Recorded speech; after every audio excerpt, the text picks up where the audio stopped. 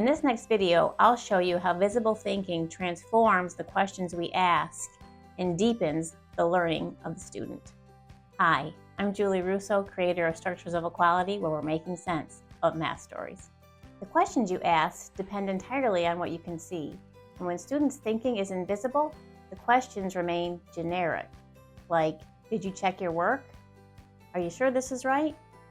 These questions don't move learning forward because they're not responding to anything specific.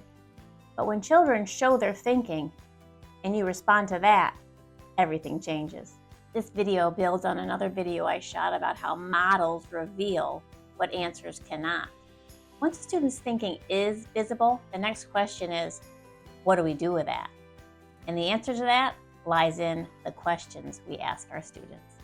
The visual on your screen comes from my Structures of Equality book, and it shows two different ways to represent the story. The story says, Juan has 3 pencils, Brielle has 2 more pencils than Juan. How many pencils does Brielle have?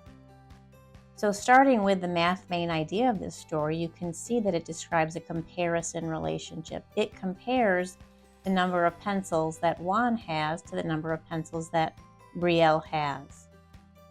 The model on the left is obviously a parts equal total structure of equality, and the model on the right is a compare structure of equality.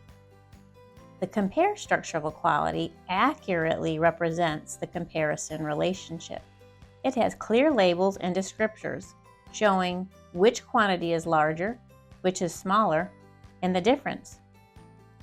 And the students whose model treats the story as a parts equal total structure does not do that. That structure of equality shows that the 2 groups of pencils are coming together to form a total group of pencils. Both students will probably arrive at the same answer or close to it. But when we see this visible thinking, it changes the questions we ask. Instead of, is this right? You can ask the student who built the compare model, how does your model show which amount is larger?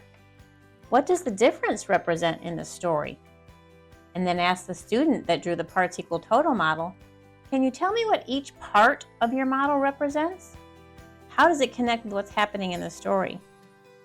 These questions you literally couldn't ask without these models in front of you. When we ask questions like this, it leads to higher level questioning, deeper thinking, and diagnostic insight. The students think harder and explain more. So it moves our classrooms from answer checking to sense making. If you're not already asking your students to show their thinking, start. The model is what makes this possible. Without it, you're stuck asking the same generic question to every student.